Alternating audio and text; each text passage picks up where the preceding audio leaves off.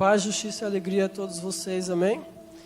Antes de tudo, eu quero desejar um feliz ano novo para vocês.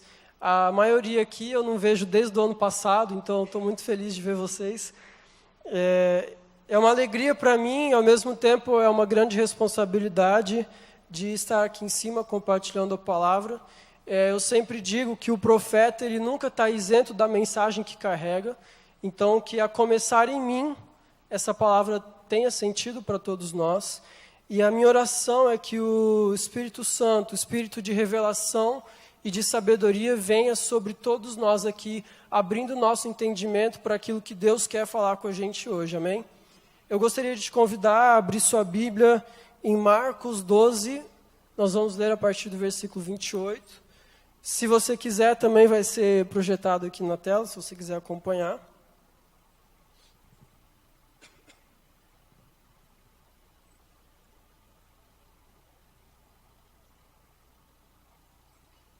Bom, Marcos 12, 28, a gente vai ler até o 34, diz assim: Um dos mestres da lei aproximou-se e os ouviu discutindo. Notando que Jesus lhes dera uma boa resposta, perguntou-lhe: De todos os mandamentos, qual é o mais importante? Respondeu Jesus: O mais importante é este: Ouve, ó Israel, o Senhor, o nosso Deus, o Senhor é o único Senhor. Ame o Senhor, o seu Deus, de todo o seu coração, de toda a sua alma, de todo o seu entendimento e de todas as suas forças. E o segundo é este: ame o seu próximo como a si mesmo. Não existe mandamento maior do que estes. Muito bem, mestre, disse o homem. Está certo ao dizeres que Deus é o único e que não existe outro além dele. Amá-lo de todo o coração, de todo o entendimento e de todas as forças, e amar ao próximo como a si mesmo, é mais importante do que todos os sacrifícios e ofertas. Vendo que ele tinha respondido sabiamente, Jesus lhe disse: Você não está longe do reino de Deus. Daí por diante, ninguém mais ousava lhe fazer perguntas. Vamos orar mais uma vez.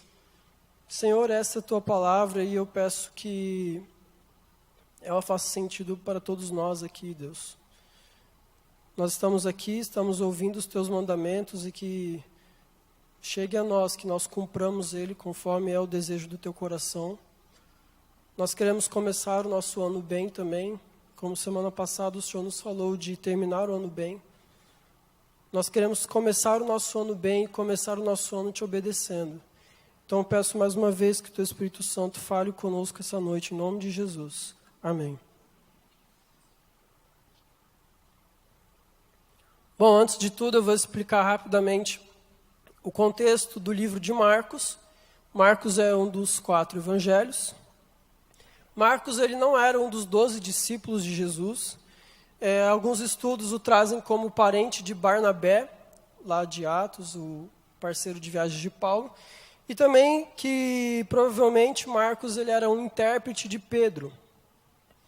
Esse livro provavelmente foi escrito depois de 65 DC, né, que é 65 depois de Cristo, para cristãos que estavam em Roma. E nessa época eles estavam sofrendo algumas tensões e pressões naquele lugar. E Marcos, ele é o menor dos evangelhos. Se você for ver o tanto de capítulos, ele é o menor dos evangelhos.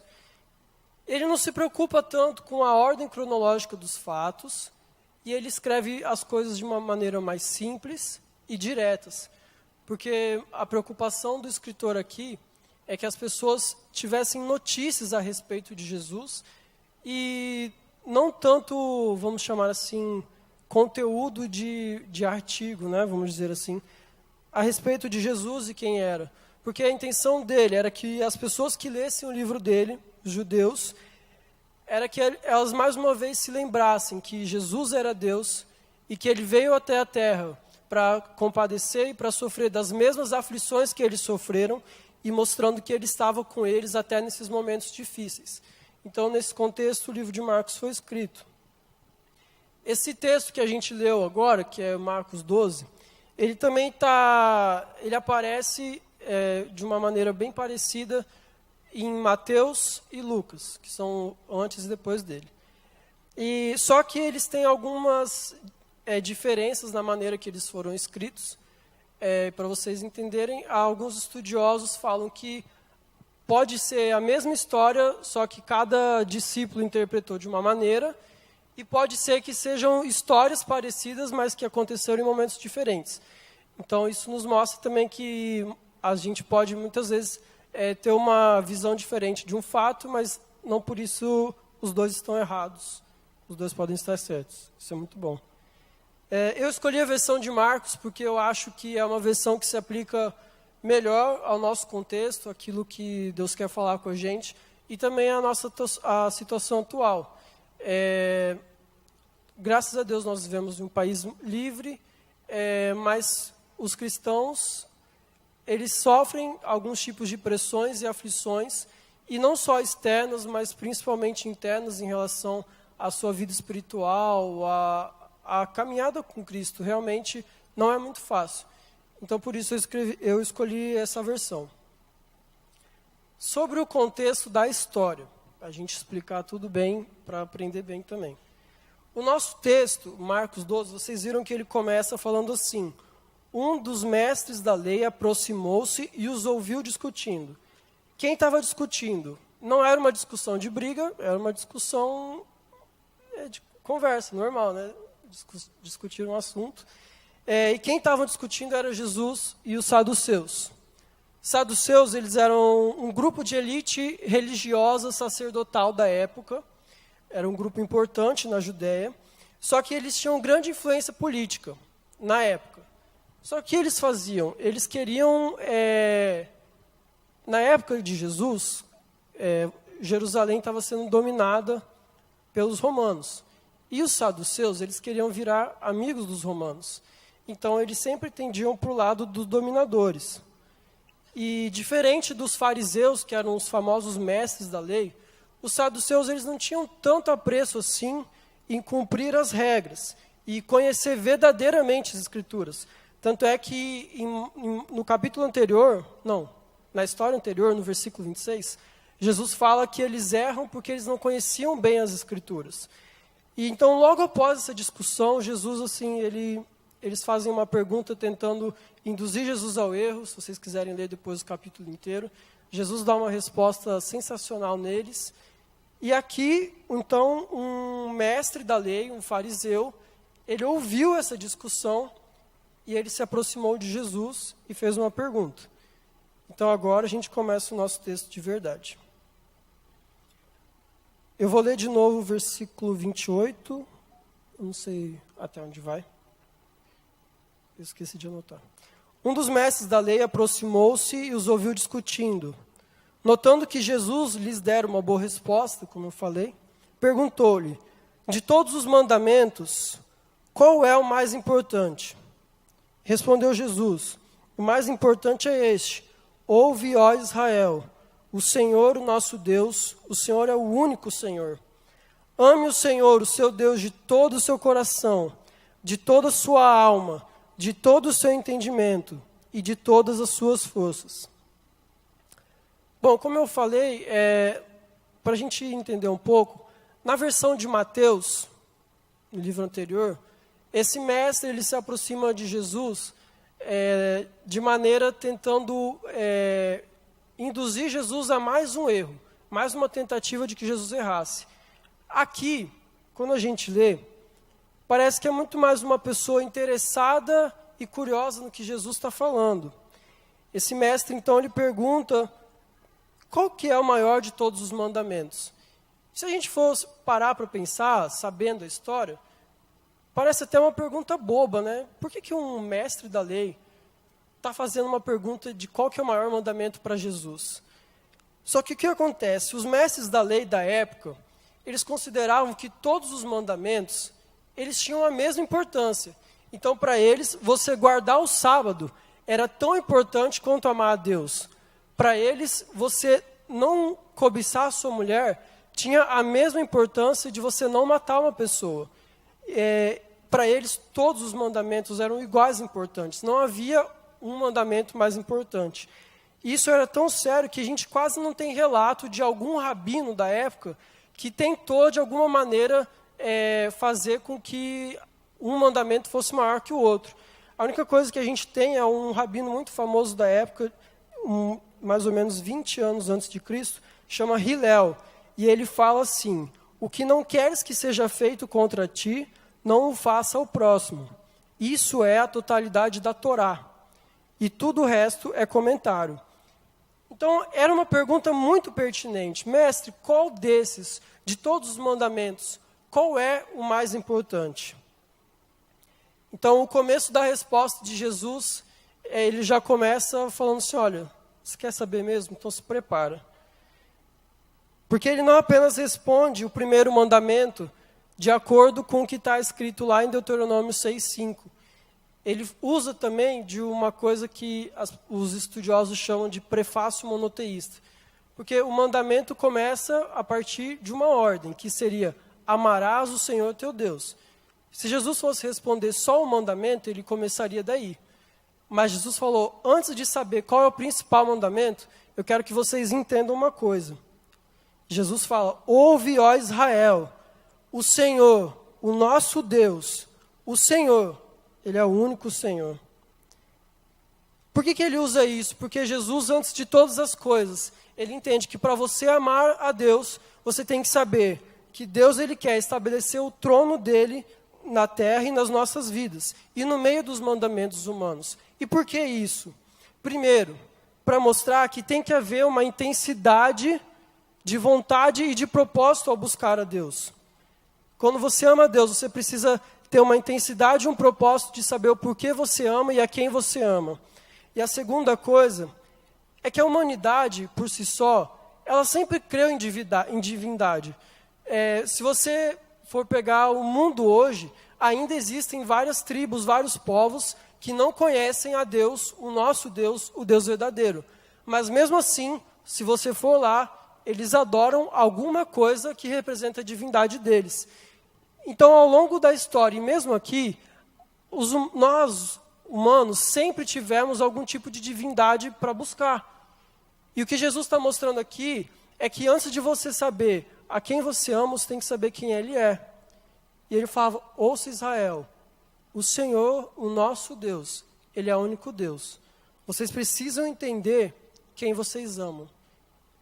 E a terceira razão de Deus usar esse prefácio monoteísta para falar com aquelas pessoas que estavam ali, é porque você já ouviu aquela frase: qual que é o objeto do seu amor?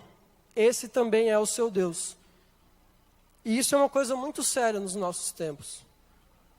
Porque é muito fácil a gente colocar qualquer objeto de amor na frente de Deus. E qualquer coisa que pode até parecer meio redundante a gente falar disso na igreja, mas qualquer coisa que esteja estabelecido na sua vida como prioridade, acima do lugar de Deus, essa coisa então é seu Deus. E o Deus que a gente fala aqui já não é mais o Senhor da sua vida. E isso é muito sério, porque é muito fácil a gente deixar com que outras coisas tomem o lugar de Deus nas nossas vidas. Pode ser um namoro, pode ser uma promoção no emprego, pode ser um bem material que você tem ou que você busca. E toda vez que qualquer uma dessas coisas começa a ser o seu objeto de desejo, o objeto do seu amor, elas tomam o lugar de Deus, e Deus não é mais a prioridade da sua vida.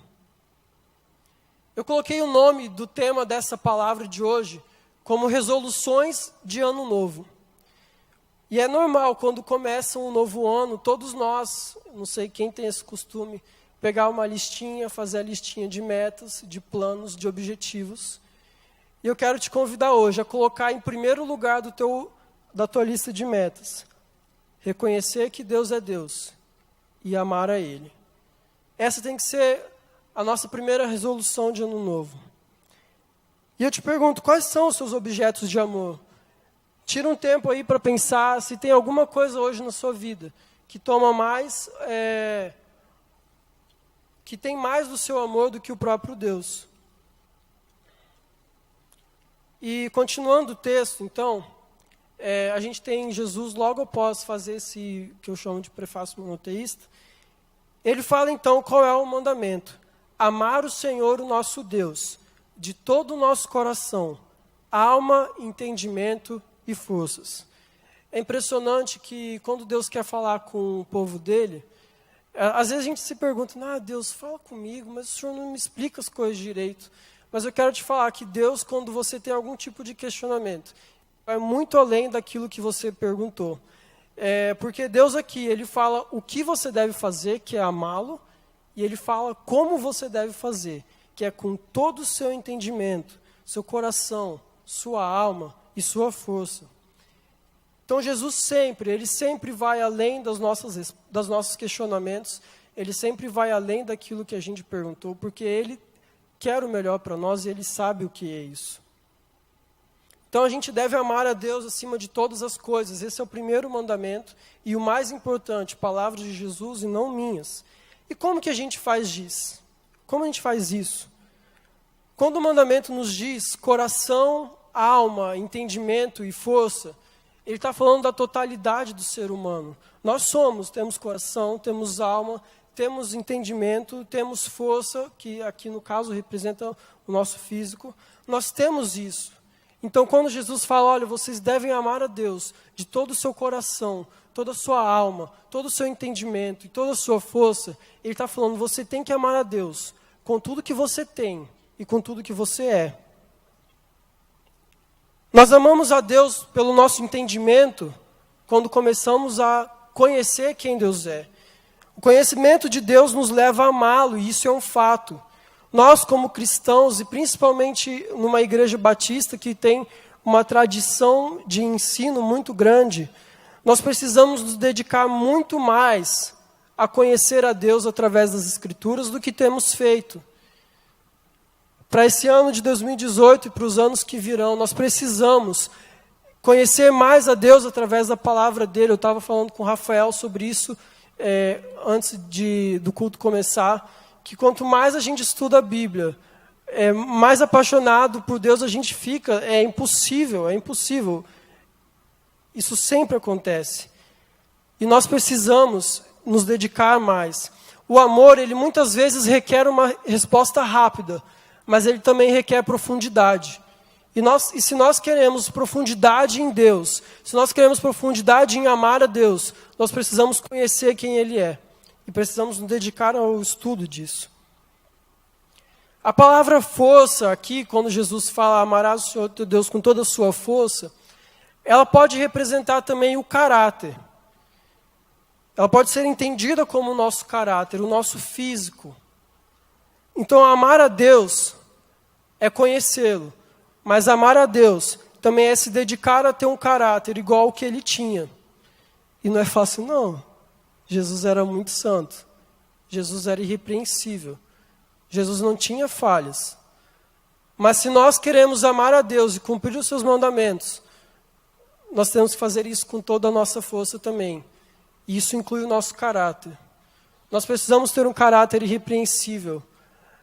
Nesse ano de 2018, que uma das suas metas seja ter um caráter irrepreensível. Que ninguém possa abrir a boca para te criticar e falar de algum desvio de conduta que você tenha. Porque você é parecido com Jesus, amém? E amar a Deus com o nosso coração e nossa alma nos diz respeito a dedicar todas as nossas emoções, todas as nossas paixões e os nossos pensamentos a Deus.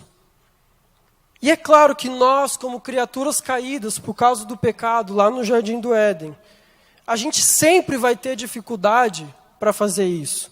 Não é fácil. Não é fácil amar a Deus com tudo que nós temos. Não é fácil amar a Deus com tudo que nós somos. Se fosse, a nossa igreja estaria muito mais cheia e nós teríamos muito menos problemas para nos questionar. É muito difícil.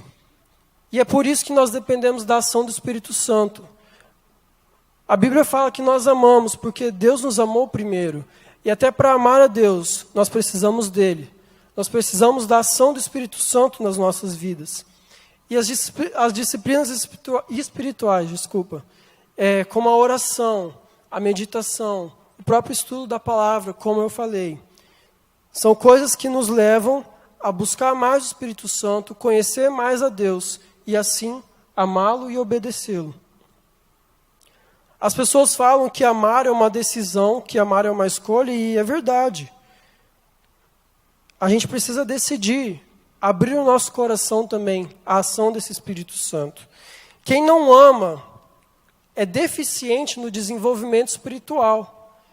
Gálatas 5:22, que é onde Paulo fala sobre os frutos do Espírito, o fruto do Espírito, fala que o amor é um fruto do Espírito. Então, se muitas vezes nós temos dificuldades para amar a Deus, nós precisamos pedir: Espírito Santo, me ajuda, frutifica o amor que vem de Ti, para que eu consiga amar a Deus.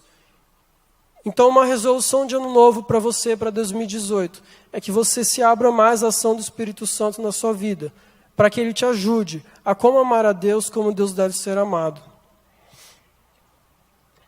E como eu disse antes, não existe, é muito difícil nós conseguirmos isso sozinho, mas a gente precisa se dedicar. O amor, ele é um exercício da vontade, da sua vontade. Mas também ainda há uma outra maneira que você pode amar a Deus, além de todas essas que eu falei, que é amando a Deus com todo o seu entendimento, seu coração, sua alma e sua força, através da ajuda do Espírito Santo. Eu queria que você abrisse sua Bíblia em Mateus 25, do 31 ao 46.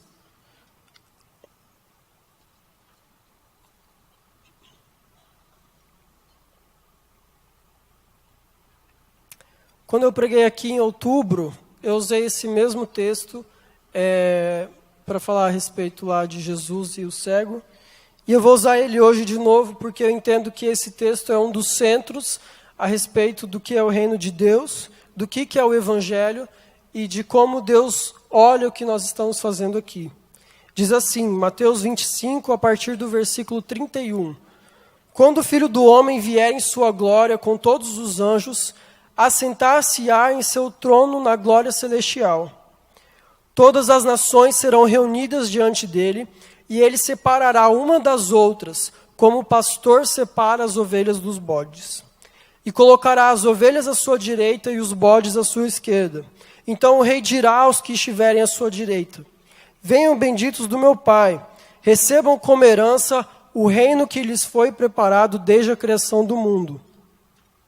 Pois eu tive fome e vocês me deram de comer, eu tive sede e vocês me deram de beber, fui estrangeiro e vocês me acolheram, necessitei de roupas e vocês me vestiram, estive enfermo e vocês cuidaram de mim, estive preso e vocês me visitaram.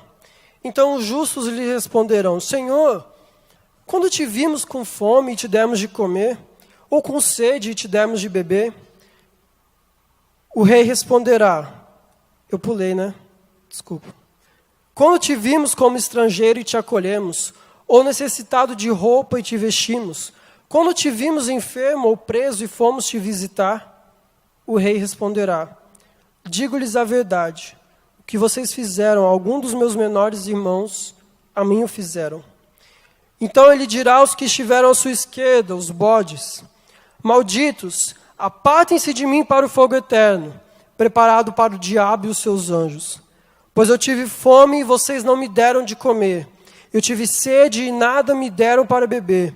Eu fui estrangeiro e vocês não me acolheram. Necessitei de roupas e vocês não me vestiram. Estive enfermo e preso e vocês não me visitaram. E eles também responderão: mas Senhor, quando te vimos com fome ou com sede, ou estrangeiro, ou necessidade de roupas, ou enfermo ou preso e não te ajudamos?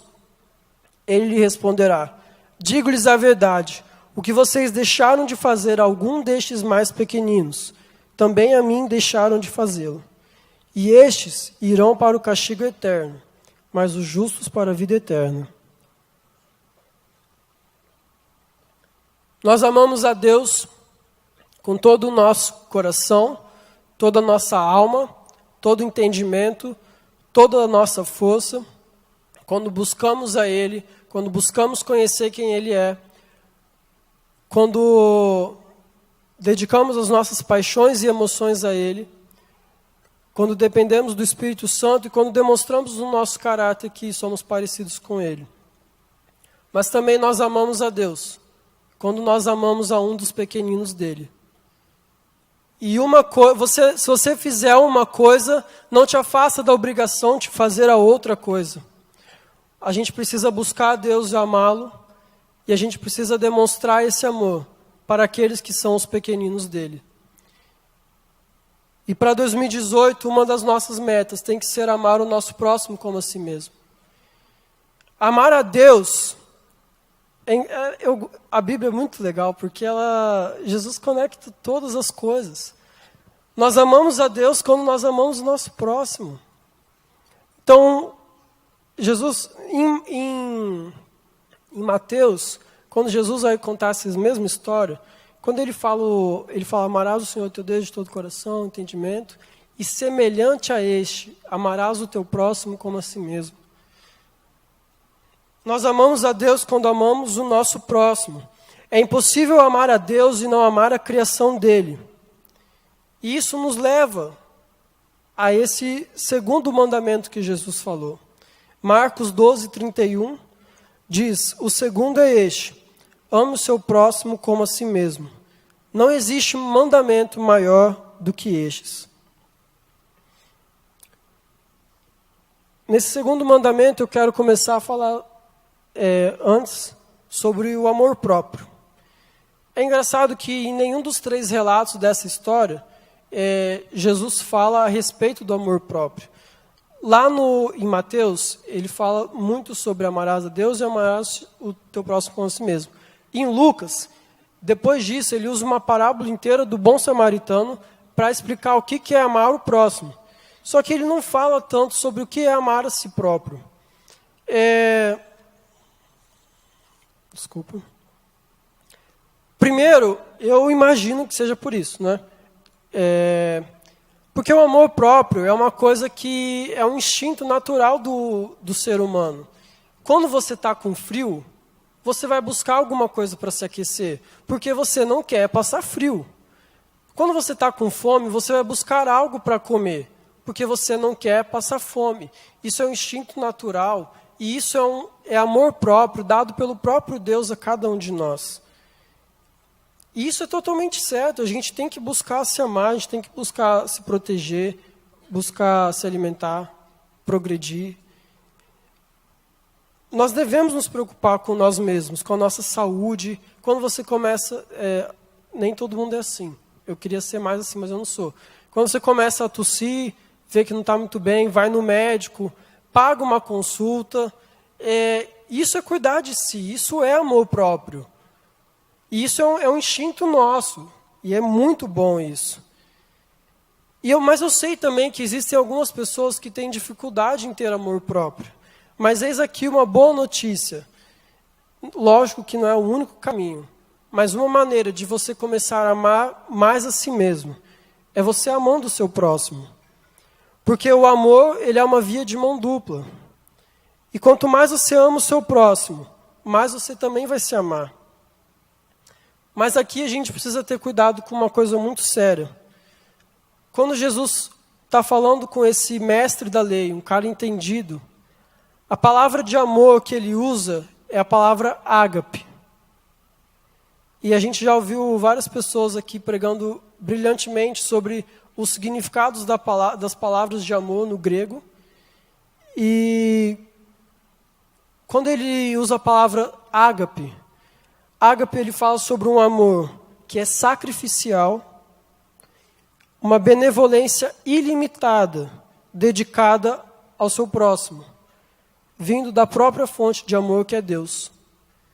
Então, quando Jesus fala, ame o seu próximo como a si mesmo, ele está falando, o tipo de amor que eu espero que vocês tenham, uns pelos outros, por si mesmo e por Deus, é um amor sacrificial. É um amor que exige a sua própria vida. E é nesse ponto aqui que começa a ficar um pouquinho mais difícil amar o nosso próximo. Porque quando o nosso próximo começa a exigir um pouco daquilo que é nosso, é mais difícil de abrir mão e é mais difícil de amar. E se você parar para pensar, em Lucas, Jesus, né, quando ele conta essa história, ele fala, quem que é o meu próximo? O que que é amar o meu próximo? E aquela história é muito boa, porque o próximo era um cara que estava ferido, caído, um judeu, que não tinha uma boa relação, os povos não tinham boas relações. Era como se eu tivesse, na final da Copa, Brasil e Argentina, e eu visse um argentino caído ali. Nada contra, se tem algum argentino aqui, seja muito bem-vindo. Mas no futebol, a rivalidade aflora um pouco. E você tem que ajudar aquela pessoa. Esse é o nosso próximo. E a gente precisa entender que o próximo é qualquer pessoa que estiver ao nosso alcance. Qualquer pessoa que estiver ao nosso alcance, precisando de amor, é esse a quem devemos amar. Eu quero te convidar a abrir sua Bíblia em 1 Coríntios 13, um clássico sobre o amor.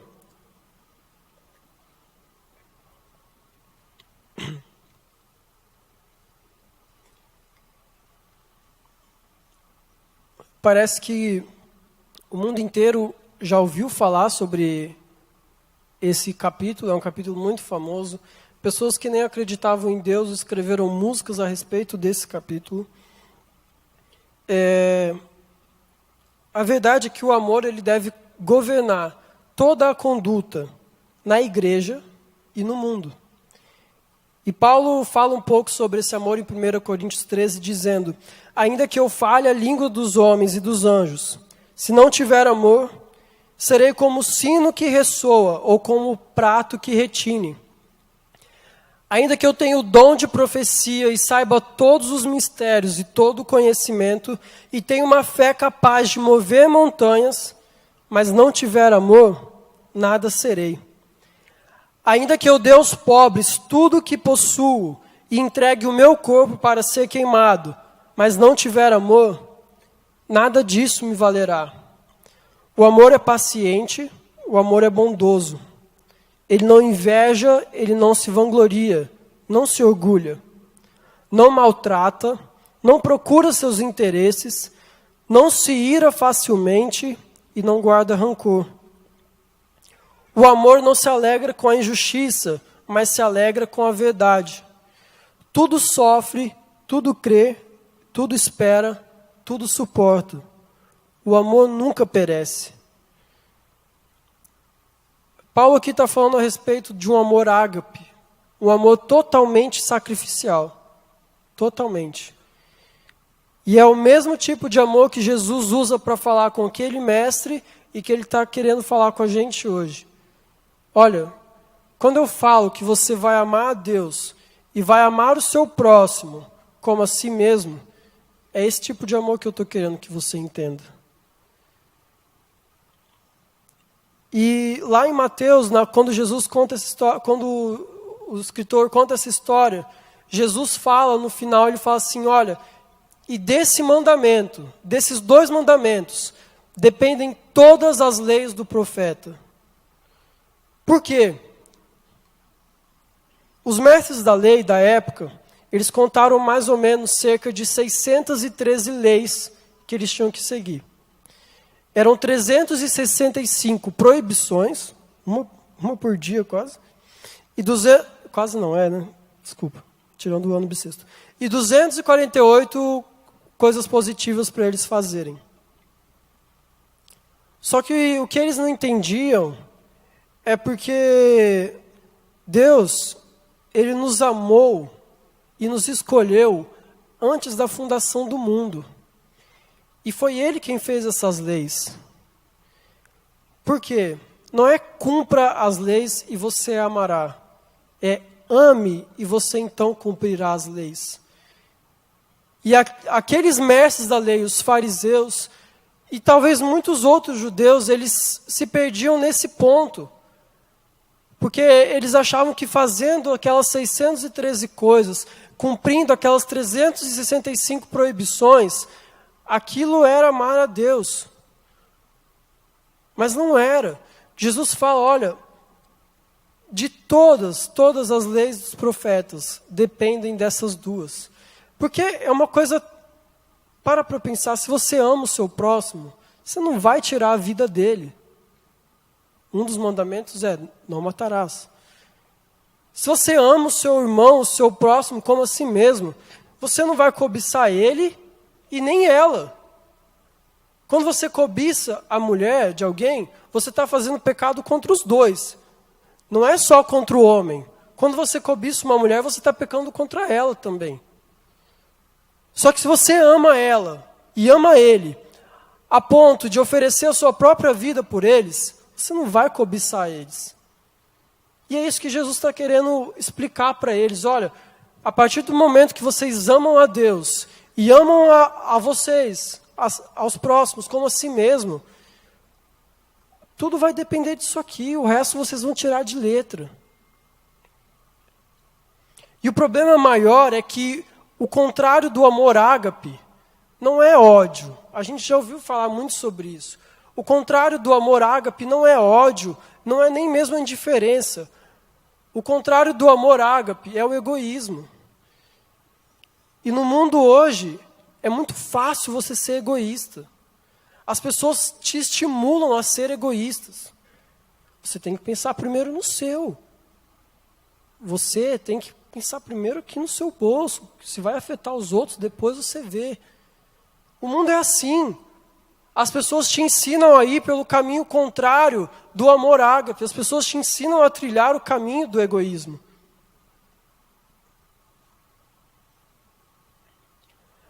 As pessoas nos ensinam a desejar a nossa própria felicidade à custa dos outros.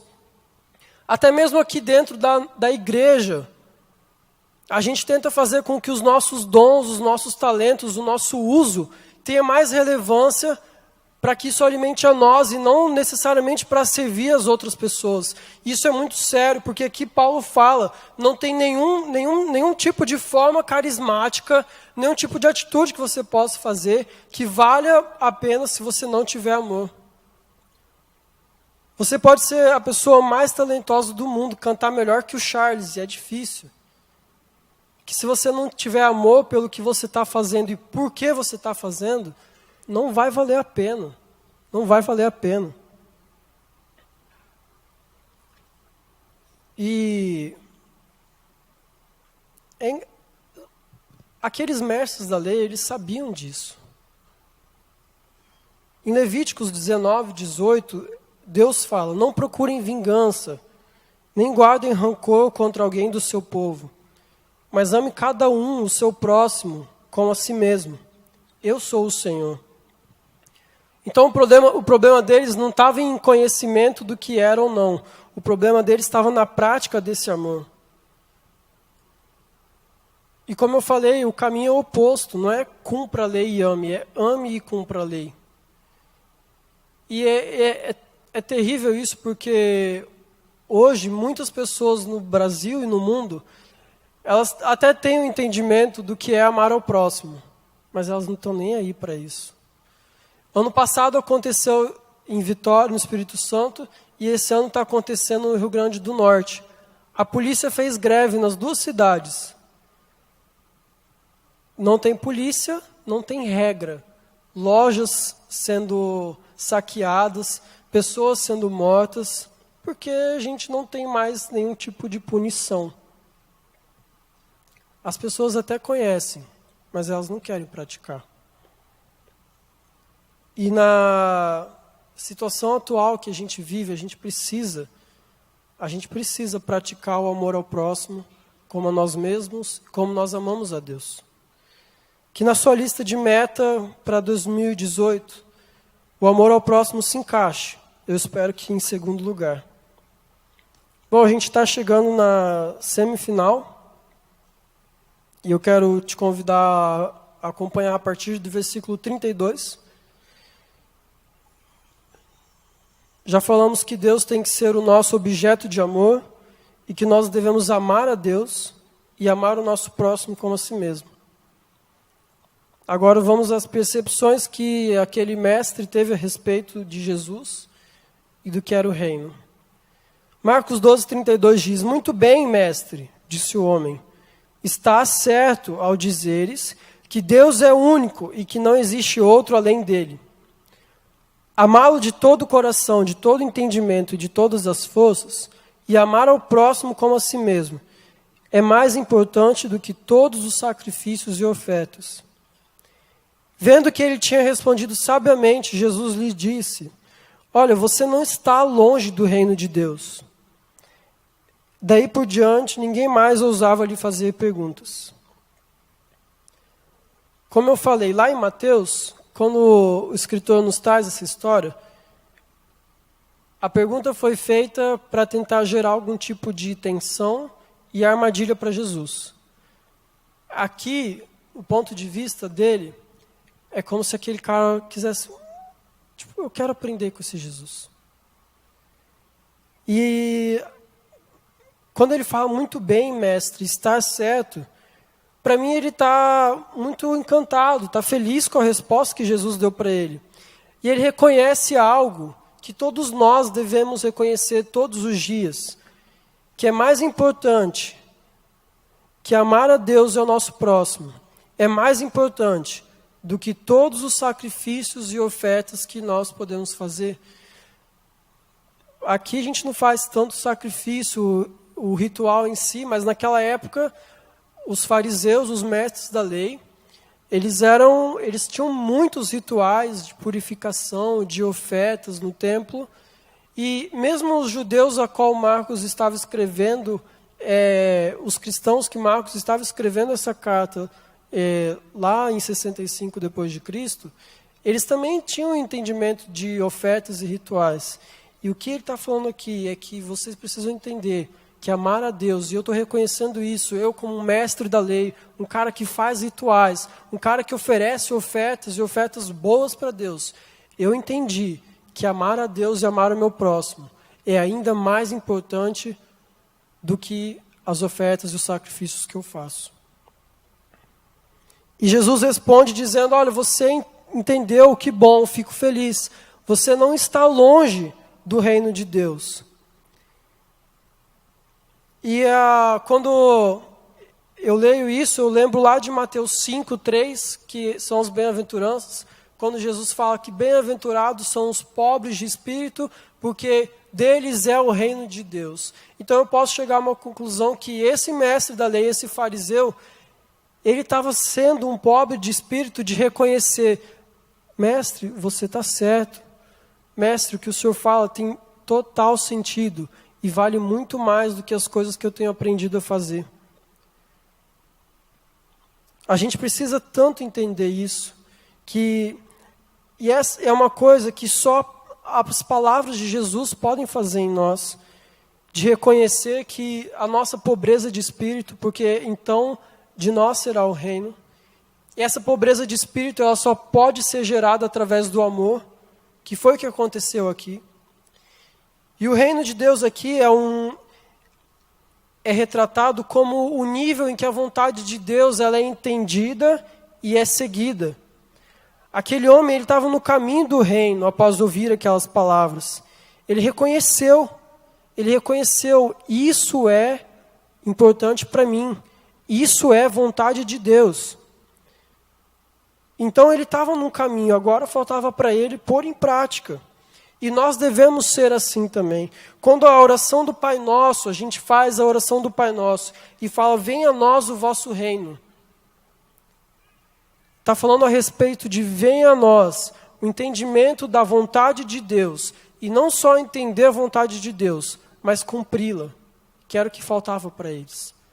Nós precisamos entender que venha o reino, venha o teu reino a nós. E nós falamos muito sobre isso na igreja. Venha o teu reino, temos várias músicas que falam isso. Venha o teu reino sobre nós, venha o teu reino, não sei o quê. O reino de Jesus vem quando nós entendemos a vontade dele e nós a cumprimos. Que seja um desejo do nosso coração para 2018.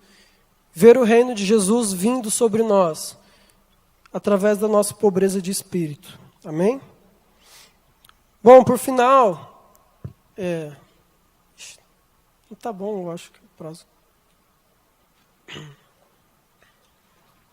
Tem só mais um lado. Por final, eu quero falar a respeito de Jesus e de como que ele é a expressão exata da glória de Deus. Porque Deus é amor e Jesus ali estava demonstrando o que é o amor. a gente não pode... A gente sempre precisa falar de Jesus, porque tudo se resume a Ele. Se resume. Tudo é dele.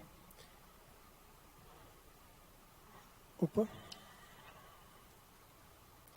Jesus, ele tinha um apreço enorme pela lei. Ele conhecia os mandamentos, ele conhecia as leis. E o que eu acho mais legal é que ele, às vezes a gente fala que Jesus ele veio aqui como homem, passou por tudo que a gente passou para provar que dá certo. E realmente dá certo. Inclusive em como cumprir esses 2 mandamentos. E temos na cruz a prova de que é totalmente possível amar a Deus e amar ao nosso próximo. Quando Jesus estava no Getsemane, ele começa a orar a Deus, pedindo que, se possível, passasse dele aquele cálice. Ele começa a suar sangue. E isso mostra que o nosso Salvador, Jesus, ele amava tanto a Deus, que a ideia de ficar um momento sem Deus na vida dele, fazia ele suar sangue. Ele amava tanto a Deus, que o corpo dele refletia nisso. Deus, eu não quero ficar longe de você. Eu não sei o que é isso, e eu não quero para mim. E ele amava tanto a Deus, mas ele também amava tanto a cada um de nós, os próximos dele, que ele sabia que era preciso entregar a própria vida, para que eu e você fôssemos salvos, e que pudéssemos entender o que é esse amor. Porque o amor é o caminho mais rápido de volta para Deus.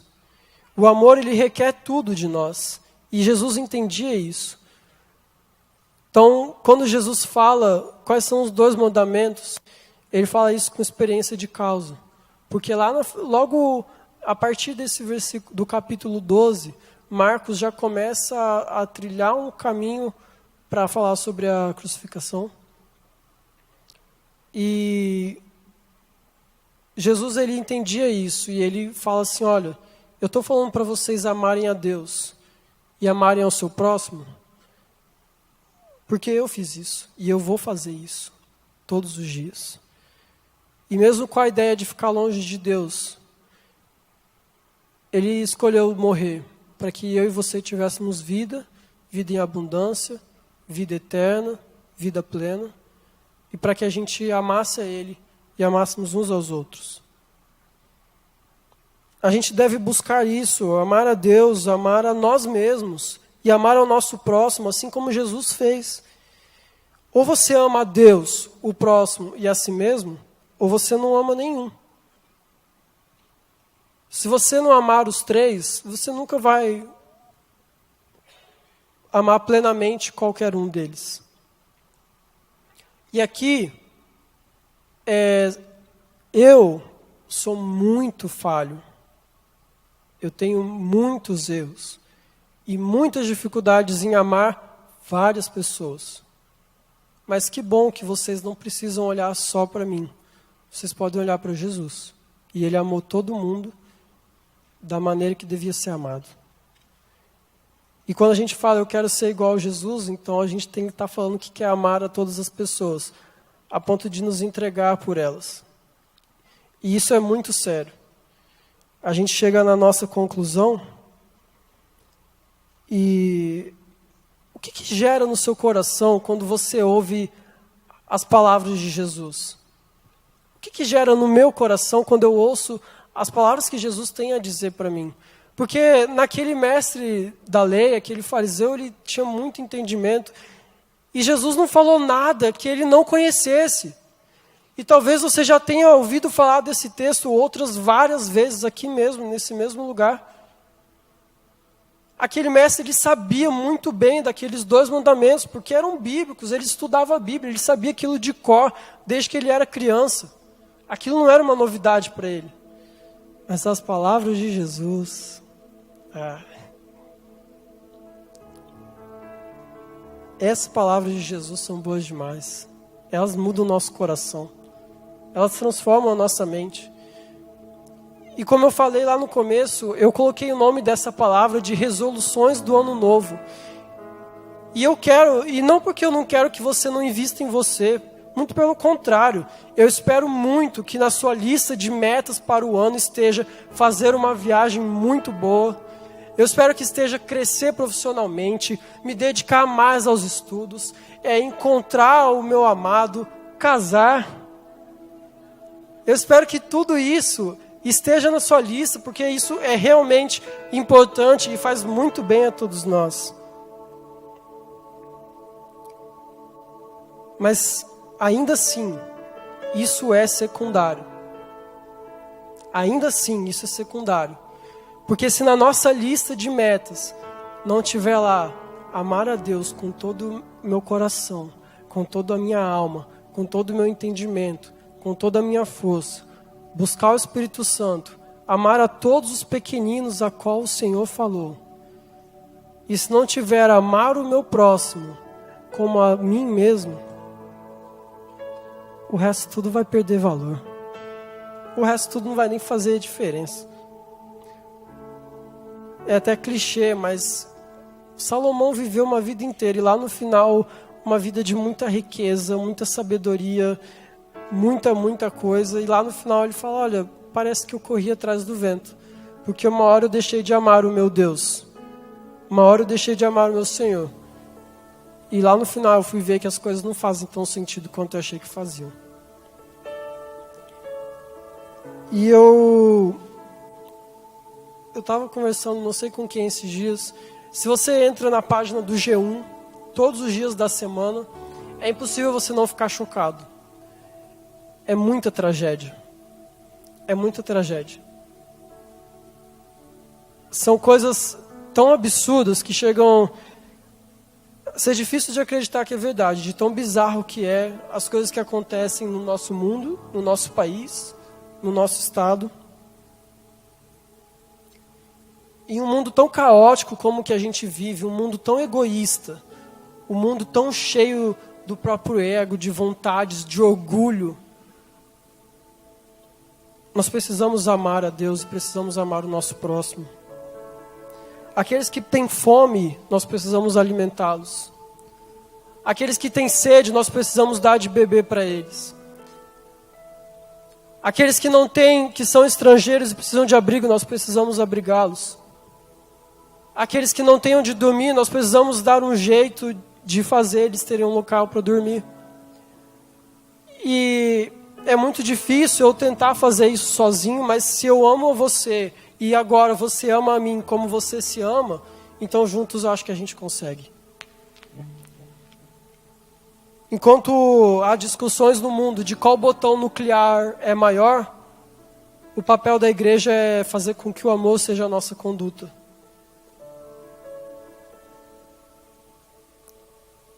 Eu quero encerrar, como eu falei antes, o amor requer respostas rápidas, mas também ele exige profundidade. E o convite de Jesus hoje para todos nós é que a gente comprometa todo o nosso ano em amá-lo, amá-lo com tudo que nós somos. Eu quero encerrar com João 15:10, que Jesus fala assim: se vocês obedecerem aos meus mandamentos, permanecerão no meu amor, assim como eu tenho obedecido aos mandamentos de meu Pai, em seu amor permaneço. Eu queria só mostrar uma imagem para vocês de uma frase que eu falei, de uma das minhas artistas favoritas. É impossível a gente amar a Deus e não amar a criação dele. Eu quero que você lembre disso todos os dias da sua vida, todos os dias que você levantar. Que você não pode dizer que ama a Deus se você não amar os pequeninos dele. E de todas as suas metas nesse ano, que essa seja a sua principal: amar a Deus e permanecer no amor dele. Eu quero te convidar agora a tirar um tempo para você orar, para você refletir um pouco sobre isso. Como eu falei lá no começo, são coisas muito difíceis da gente fazer sozinho, mas é por isso que nós temos o Espírito Santo, e eu sei que Ele está aqui, e Ele quer tocar os nossos corações essa noite. Ele quer despertar em nós frutos frutos de amor, frutos de bondade, frutos de benignidade. O Espírito Santo de Deus, Ele está aqui, Ele quer fazer isso no nosso meio. E eu quero te convidar a repensar agora. Se você ainda não fez uma lista de metas, e é super legal fazer, faz. Mas coloca lá em primeiro e segundo lugar, você já sabe o que é mais importante. E se você não fez, se você já fez, e em primeiro e segundo lugar estão outros objetos de amor, a não ser o nosso Deus e o nosso próximo, eu quero te encorajar a repensar isso e talvez seja a hora de você trocar suas prioridades para esse ano. Nós vamos cantar uma música convidando o Espírito Santo, nosso amigo, a vir sobre nós agora e nos tocar. Como eu falei, tem coisas que a gente não consegue fazer sozinho.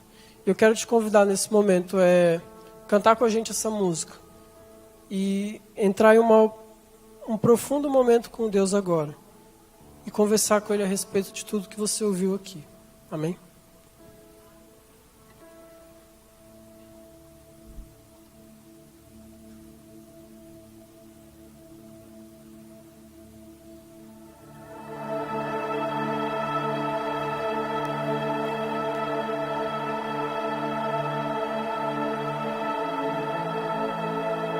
Espírito Santo de Deus é Deus sobre essa terra.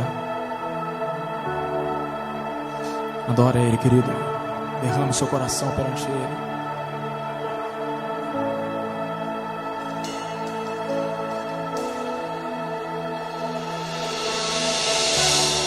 Nosso amigo Santo Espírito,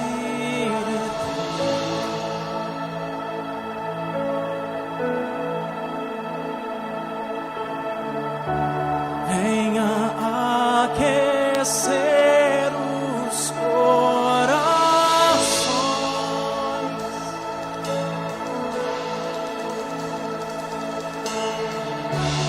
Vem com cura e todo o teu poder.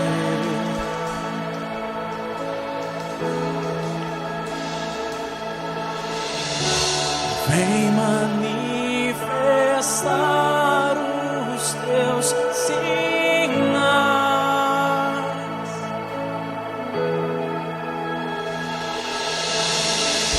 O que dizer, o que fazer quando Ele vem aqui? Mais que ser bem-vindo, nós te desejamos outra vez aqui. Eu quero te convidar a se sentir livre agora nesse momento. Se você quiser ficar em pé, se você quiser ficar sentado, se você quiser vir aqui na frente, você é livre nesse momento para buscar ao Senhor, buscar ao Espírito Santo aquilo que Ele quer te mostrar, ouvir a voz de Deus e cantar junto com a gente essa canção. Você é totalmente livre aqui nesse lugar. Nosso amigo Santo Espírito,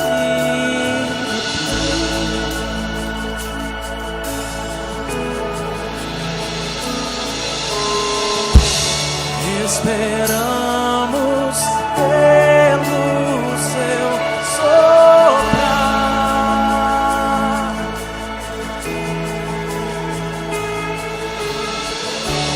Com seu óleo venha nos ungir.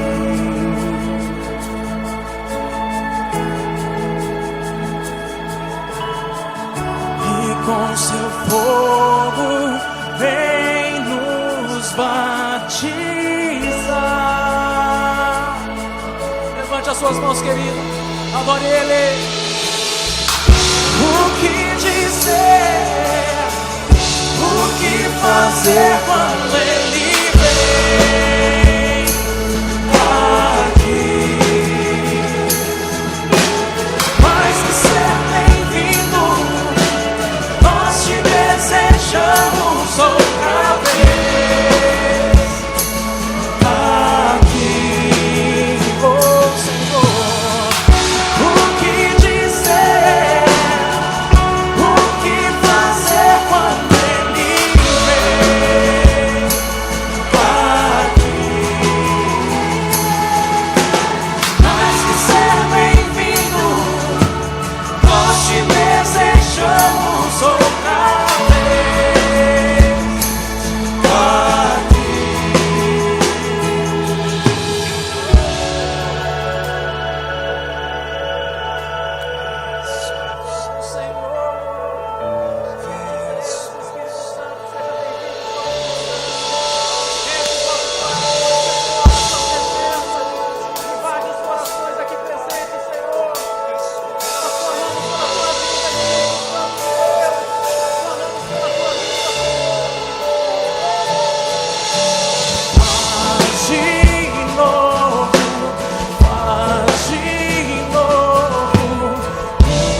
Seu povo clama-te mais uma vez, de novo, faz de novo.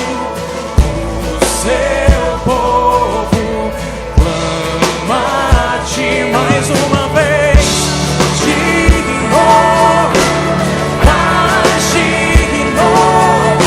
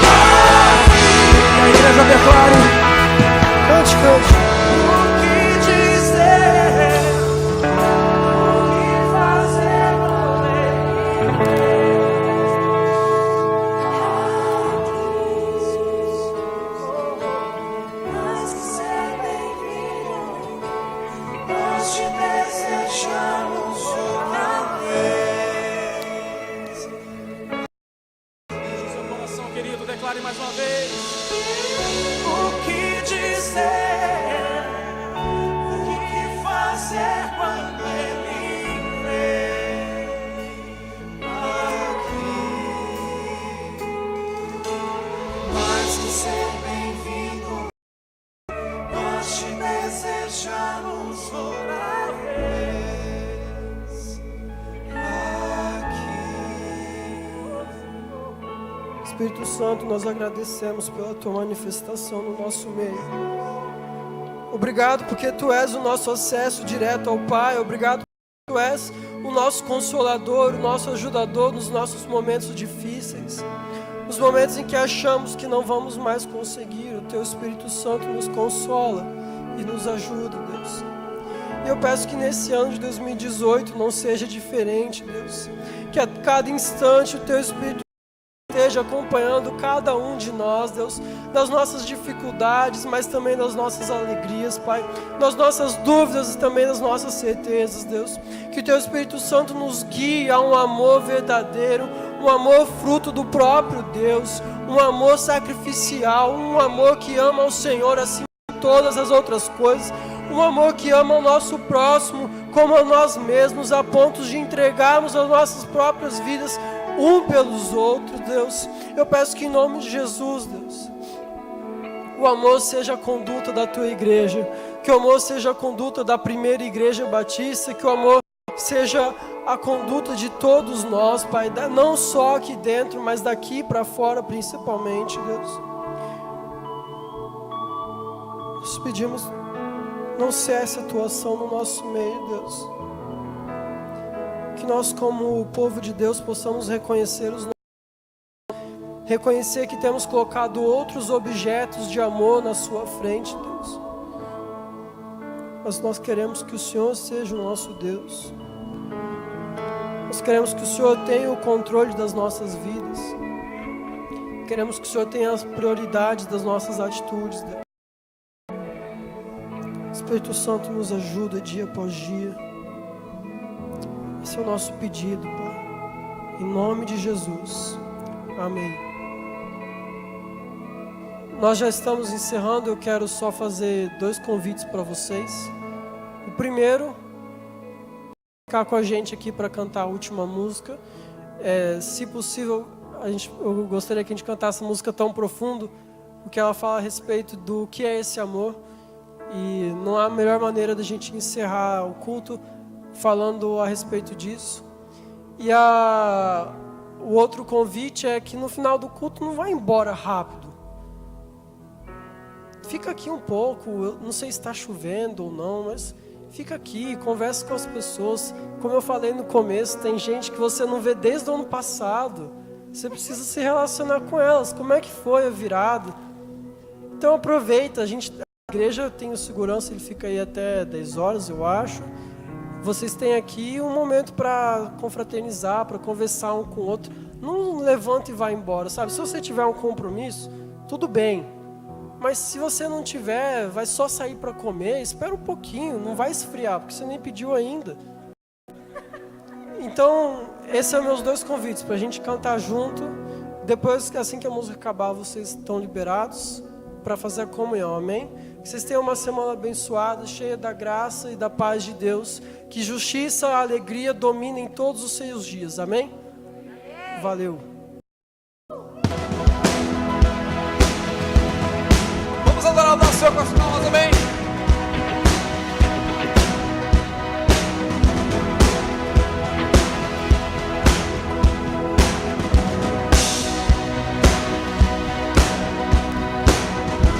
Profundo, tão imenso, encobre-nos. É furioso, poderoso e abraça-nos. Só Ele pode devolver a vida aos corações. É tão profundo, tão imenso, encobre-nos. É furioso, poderoso e abraça-nos. Só Ele pode devolver a vida aos corações.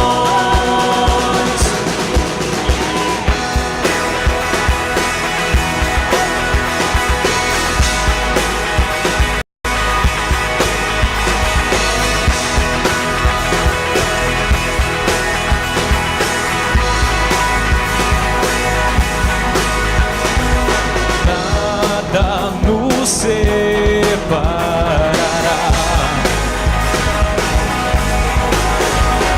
dos laços do teu grande amor. De longe ouvimos o amor que chama, paixão profunda, bondade e graça se derramando. É tão profundo, tão imenso, encobre-nos. É curioso, poderoso e abraça-nos. Só Ele pode devolver a vida aos corações. O Pai que seu Filho nos deu, e o Filho que por todos morreu. Em nós derrama amor e graça e nos convida à sua mesa, nos alcançando. É tão profundo, tão imenso, encobre-nos. É furioso, poderoso e abraça-nos. Só Ele pode devolver a vida aos corações.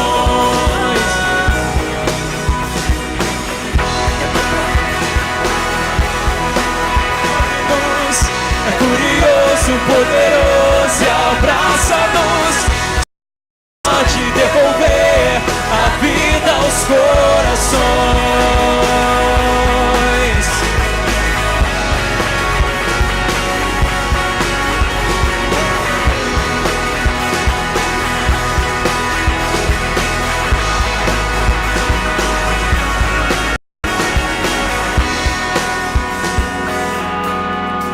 Cobre-nos, furioso, poderoso e abraça-nos. Só Ele pode devolver a vida aos corações. É tão fundo, tão imenso e cobre-nos. É furioso, poderoso e abraça-nos. Só Ele pode devolver a vida aos corações.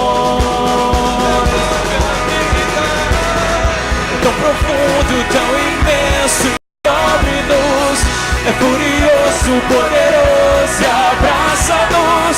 Só Ele pode devolver a vida aos corações. É tão profundo, tão imenso e cobre-nos. É furioso, poderoso e abraça-nos. Só Ele pode devolver a vida aos corações.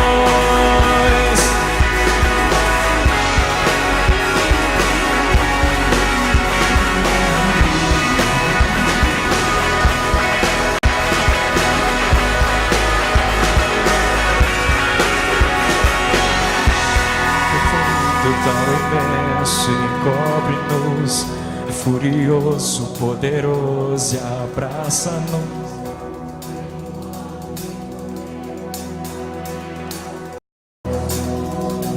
Tão profundo, é tão profundo, tão imenso e cobre-nos. É furioso, poderoso e abraça-nos. Só Ele pode devolver a vida aos corações. É tão profundo, tão imenso e cobre-nos. É furioso, poderoso e abraça-nos. Só Ele pode devolver a vida aos corações.